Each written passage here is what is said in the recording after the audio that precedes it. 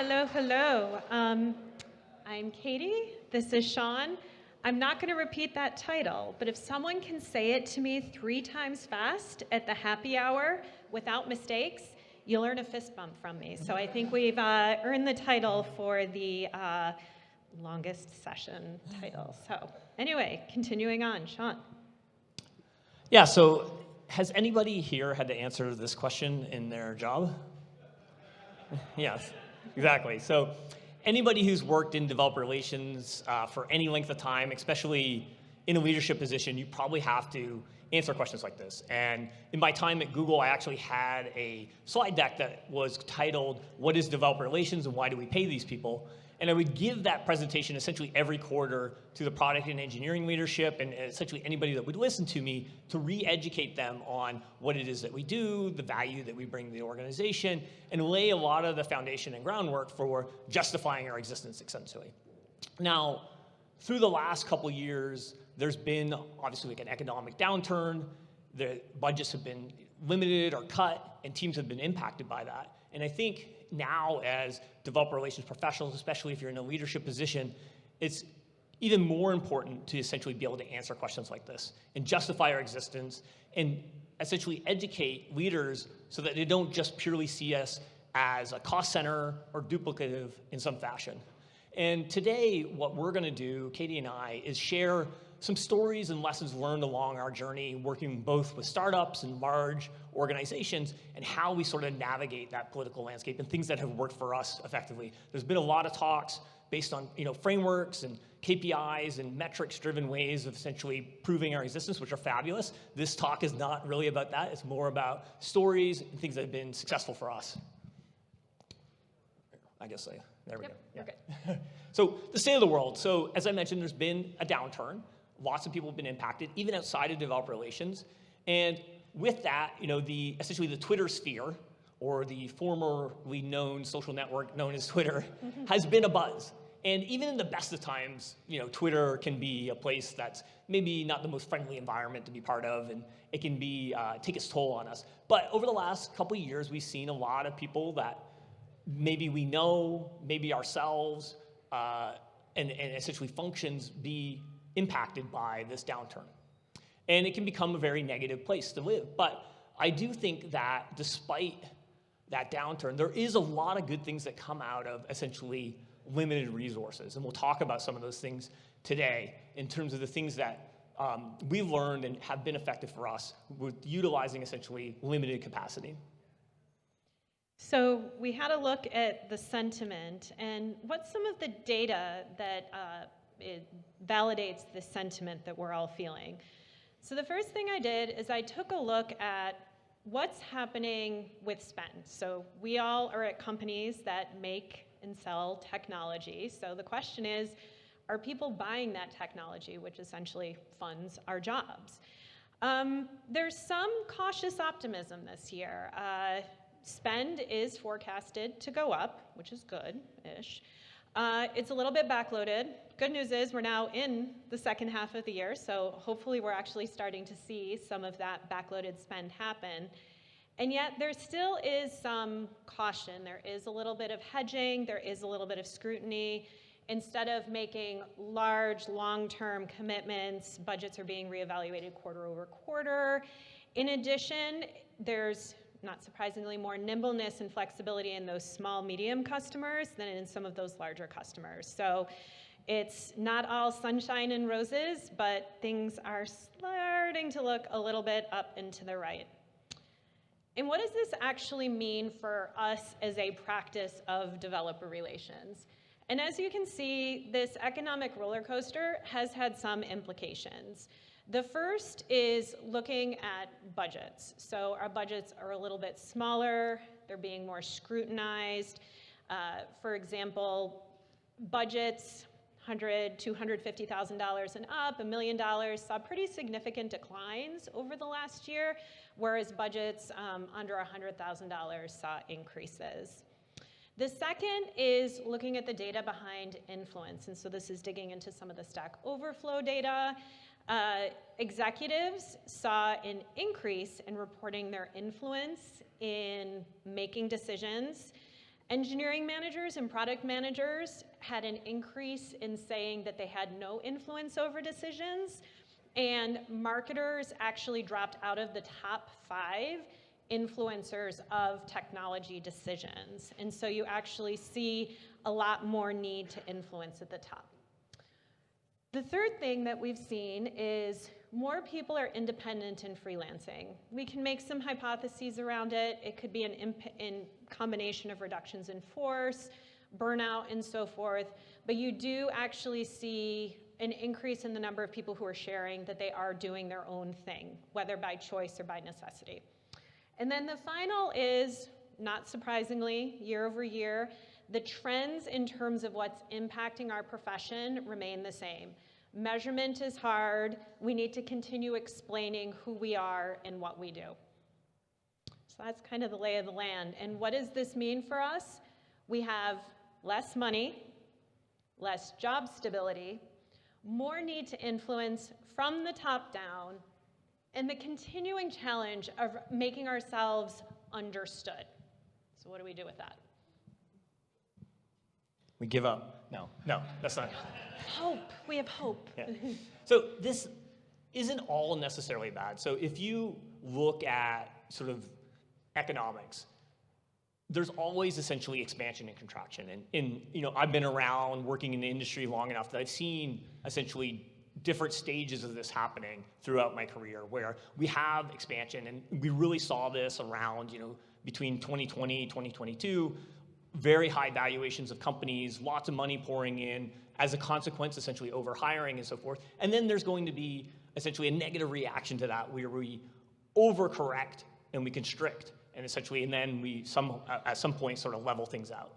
And we're sort of still in that narrow end of the hourglass to some sense. But there is value in terms of having to deal with less resources. Some of the best companies in the history have come out of essentially economic downtimes, and there's a reason for that. So back in 2010, I founded a company, and in the start of 2011, after we'd raised some money, I left my postdoc to do that company full time. And during the first 8 months of that journey, myself and my 2 co-founders did essentially everything wrong that you can do as founders of a company that you can possibly do. We overhired, we hired people that didn't make sense to hire, but they were smart, so we'd find them jobs, basically. We tried to sell a product before it was ready to be sold. And after 8 months, we got to a place where we needed to fundraise again. And through 2 months of attempting the fundraise, we got to a place where we were not going to be able to fundraise. And I remember sitting in a cafe on a Sunday the entire day with my co-founders, talking and discussing what are we going to do, essentially. And we came to the harsh conclusion and reality that the only course of action in order to save the company was to come in the next day and lay everybody off. And that's what we did. We came in the next day on Monday. We laid everybody off in the company, which included my closest friend at that time, as well as 2 people I had recruited that were friends of mine from Canada. They had just moved to the Bay Area to start their new life after getting married. They were on day 2 of their job. And it's absolutely one of the hardest things I've ever had to personally and professionally go through. 2 weeks later, one of my co-founders quit. And then 2 weeks after that, the one person that we hung on to as a hire, our VP of sales, that we thought we would need to keep, we found out he was interviewing with other companies. So we fired him, and then we went to my apartment where one of the Canadian engineers was sleeping on my couch at the time because he had nowhere to live. We rehired him, and the 3 of us basically rebooted the company from there. And it took about a year and a lot of struggle, including 2 months where we weren't paying ourselves, but we were able to secure new funding from a new investor, which was Andreessen Horowitz, save the company, and go on and essentially run that company for 7 years. And the big lesson that I learned through all this was we made our best decisions when we had nothing. And we made our worst decisions when we were flush with cash, because it's very easy to be like, oh, it's not that expensive, we have the money. But the muscle that you develop during those lean times is really important for building really great programs and really great companies, because you have a certain level of scrutiny. You have to evaluate every investment that you're making. And in terms of being in a leadership position, having to make those hard decisions, now I haven't been in that position in a publicly traded company. I think things work a little bit differently there. But in terms of startup, it's really always thinking about how do we survive? How do we get to the next milestone? And sometimes hard decisions have to be made. But what we essentially have amongst or what we can take responsibility for is making sure that we make those hard decisions really hard when it comes to essentially cutting our budgets and our functions and so on. And it's really our job to make people see that we aren't just a cost center and we deliver value. So how do we do that? That's the big question. So the first thing I think is that we have to prioritize essentially relationships over followers. This is something I always say. And it's right there in the name, developer relations. But if you're an advocate, it's, I think, very easy to focus primarily on your relationship building outside of the company. And part of that's because it's part of our job, is to essentially focus on building community, collaborating. It's a lot of the reason why we do this job and love it. But we also need to also be building internal relationships. And not only internal relationships, but essentially internal champions.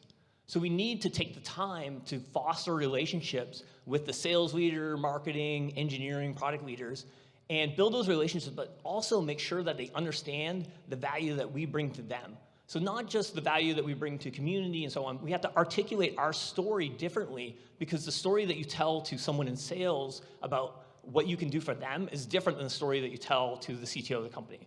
And that's very important, so that when these hard decisions are being made, and maybe you're not in the room to help defend yourself, you've laid the groundwork for multiple people to essentially defend your existence and understand what you do.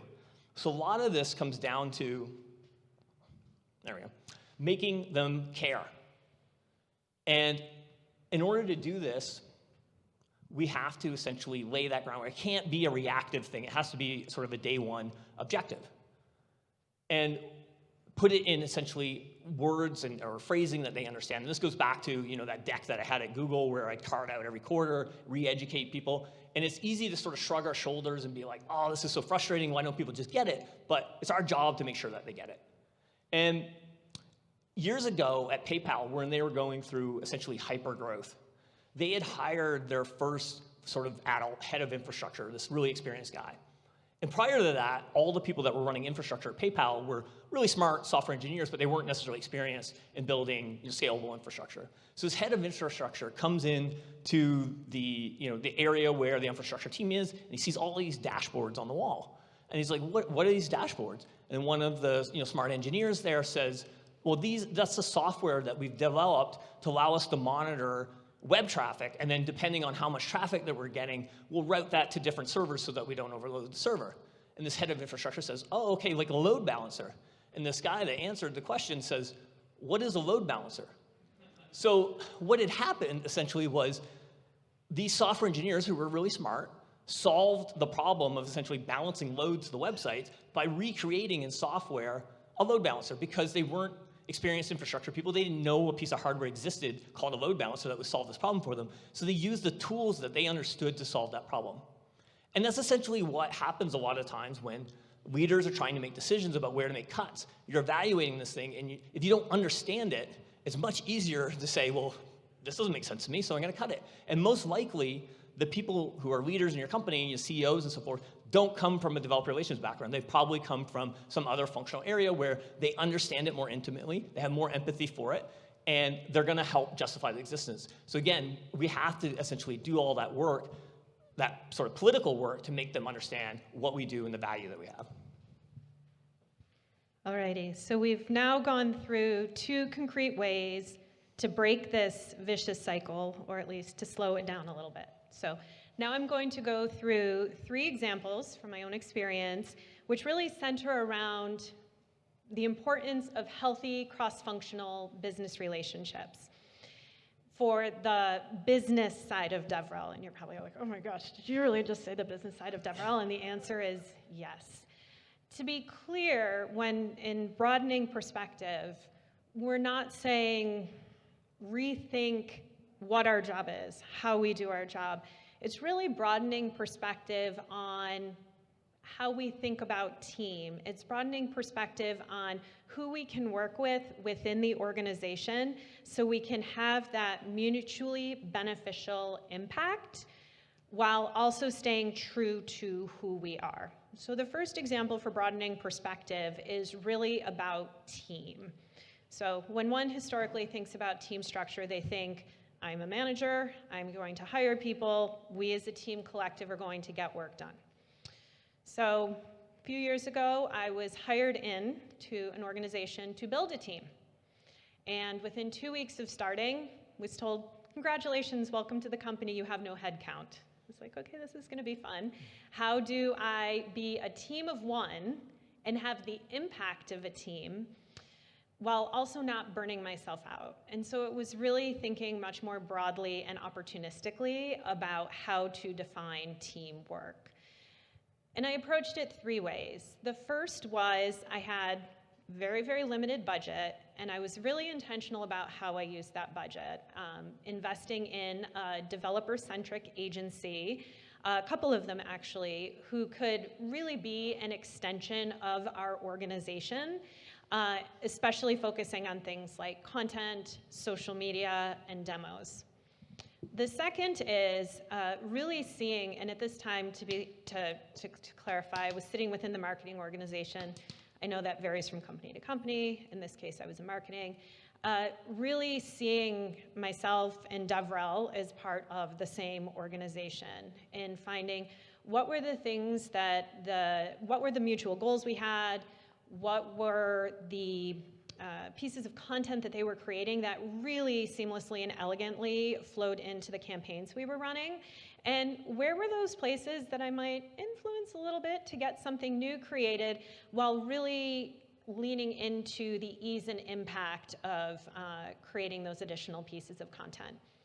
And the third was really thinking outside of both of these organizations. Who were other marketing partners, PR, other functions that again had existing processes in place that we could tap into, as well as shared objectives that by working together, we could expand our impact.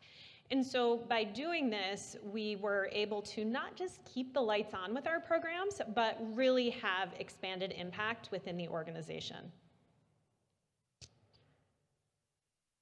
The second is about aligning with business objectives. And I actually love that Joyce had given that image of the thrusters kind of heading in the wrong directions. We made this slide before that, but it's the same sort of thing, which is the importance of having alignment. And this is where we need to stay true to who we are. We don't want to sell our souls. We don't want to be isolated. And yet at the same time, when it starts to creep into revenue goals, lead goals, it starts to feel a little bit icky.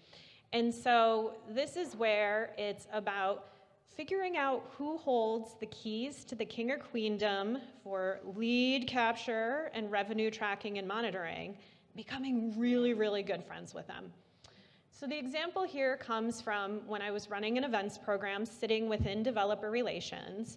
And this was even pre-pandemic times, but there was already increased scrutiny around what are you spending your money on and why, and yet at the same time, the demands kept increasing.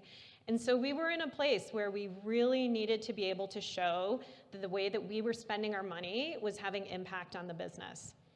So I became good friends with the folks who were doing a lot of the marketing operations work. Now, to be clear, this wasn't an easy and straightforward path. They're like, we're resourced to do this. We don't know who you are. Why are you asking us to do more work? What are you going to give to us?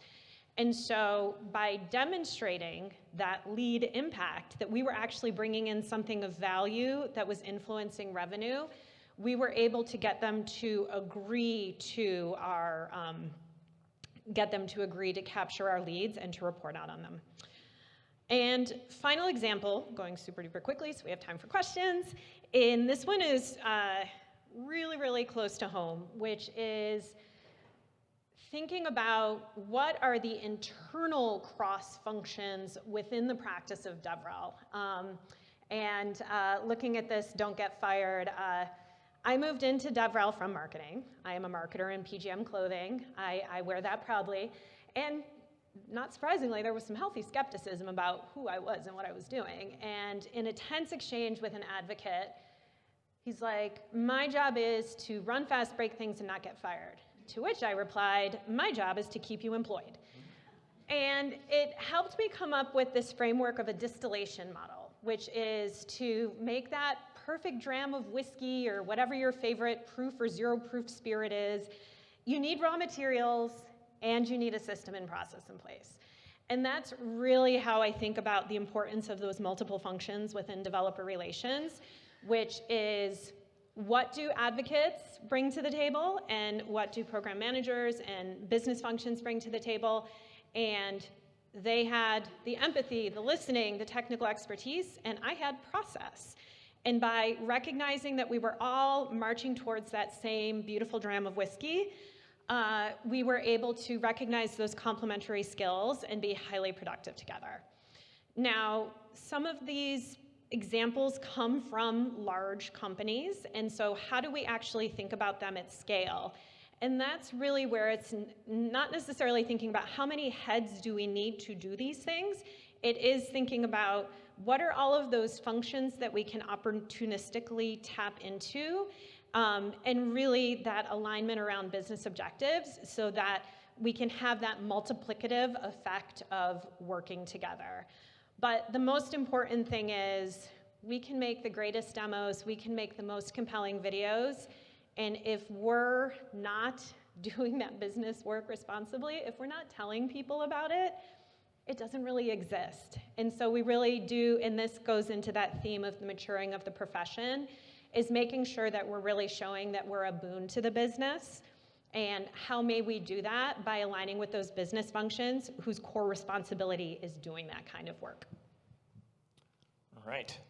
So anybody here ever worked in food service?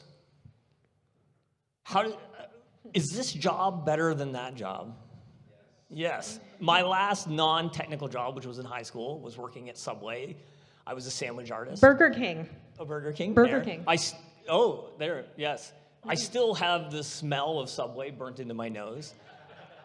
And I don't think I'm ever gonna lose it. This job's way fucking better than that job where I made $5.50 an hour in high school slapping sandwiches. So I think it's important to remember that we're lucky. You know, sometimes it's important to take a step back. We can really get lost in the details sometimes, get frustrated. You know, why doesn't people understand what we do? But this is amazing that we get to do this work.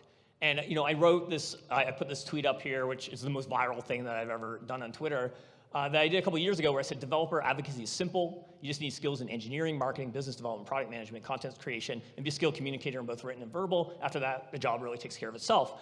And I did that, you know, as a joke at that time because there was, you know, this is 2020, I think, and there was a lot of small startups that were looking to hire someone fresh out of college to basically do all this stuff at like an elite level, and it was kind of funny.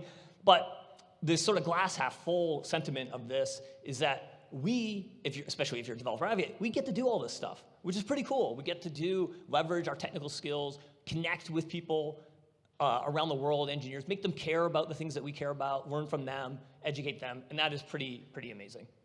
All right, well, so with that said, I want to say thank you so much, and I think we probably have some time for questions.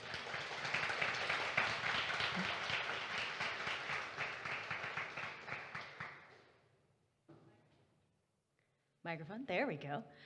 Questions? Question over here. Hello, my name is Rahul. Very insightful conversation, thank you. So one question that I'd like to ask, at the end of the day, what I summarize is we're talking about the ROI that we provide, right? Now, can we, it's food for thought, can we quantify it somehow? Can we tailor our initiatives to capture metrics around developer relations? How do we, in your opinion, should we do that? And that way we can design our strategy and our initiatives in calculating that return on investment. Mm-hmm. So in my experience, there are ways to do that. I don't think you can quantify everything. There's certain things that we do that, and this is true in marketing as well, like you can run an event where someone passes by your booth and then 8 months later they do a Google search and, you know, arrive on your website. Like, there's no way to really track that kind of stuff. And I think there's a lot of stuff that we do that, you know, from relationship building, that makes it difficult to track. But I think a lot of it, I don't think that there's one KPI to focus on. At least I think it's more of a constellation that you have to focus on. And it's important that, and, you know, I think Joyce talked about this earlier too, like, I forget the exact phrasing, but the wording I've always said is, be careful what you measure, essentially, because you tend to optimize the things that you actually measure, and sometimes that can lead to incorrect incentives. But I think you have to essentially figure out what's important to the business. So when I was at Google, I worked on a bunch of API products that were essentially conversation-based. And a big objective of our sort of business unit or product unit was, how do we essentially grow the usage and breadth of functionality that people were using? So then our sort of North Star metric that we defined for our team was around API usage and feature usage.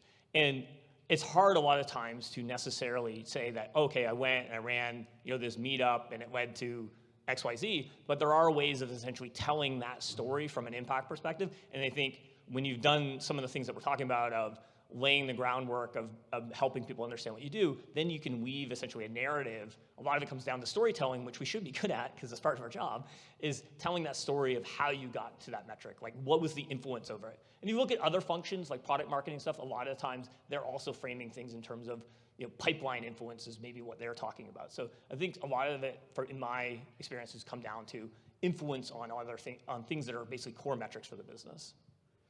I think we're out of time. I have answers to it too, but you're happy to come find me afterward and I'll talk about it further. I'm happy to give another 5 minutes or so to questions Are you sure? if you both want. Yeah, absolutely.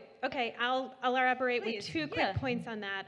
The first is organizations like /Data that focus on developer research are looking at models and frameworks around it.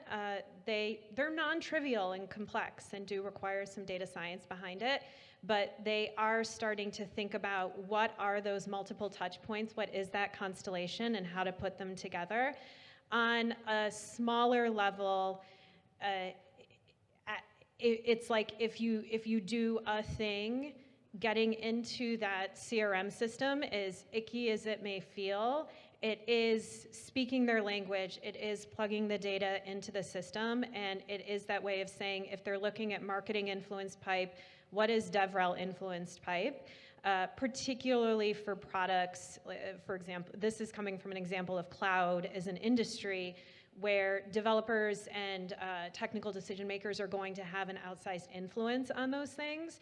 The lines blur a little bit more in terms of sales and advocacy, and so again, if there's really, really clear complementary skills lined up, there can be portions of your job or functions that will focus on those things and be able to report back those statistics, so it doesn't necessarily take away or jeopardize the authenticity of advocacy while still giving you the data back. I think, reporting structure could also influence these things too, because DevRel, a lot of times, it could be under marketing, could be under engineering. You're probably going to report on different things under engineering than maybe you would under marketing. More questions? Got one over here. Yep.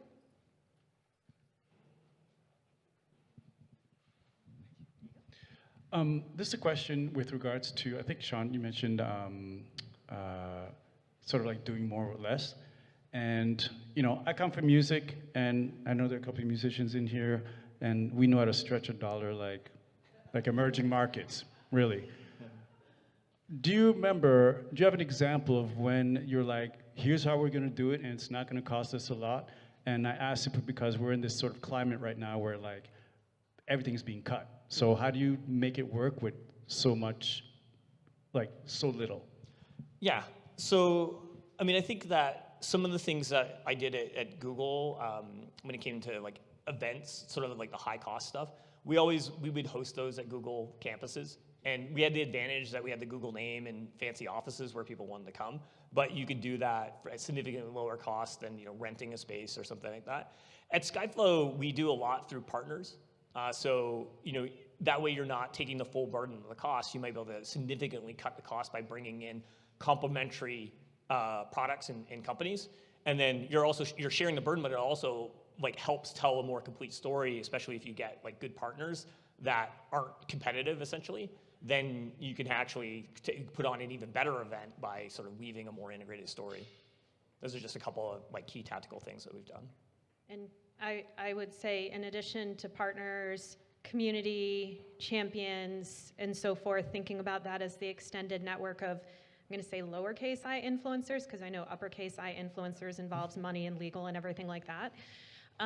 The second is, it's the example that I shared of looking for organizations that are essentially already trying to do the same things and the multiplicative effect. So instead of it being, I want to do a thing, PR wants to do a thing, if everybody can put a little bit of skin in the game, it actually has an outsized impact. I recognize in really, really lean organizations, those two people might be the same people, and that is to, I think it was Joyce's talk again, where are your people? Where are the communities at that are already starting to noodle and explore around those things and to try and get lift and leverage from them?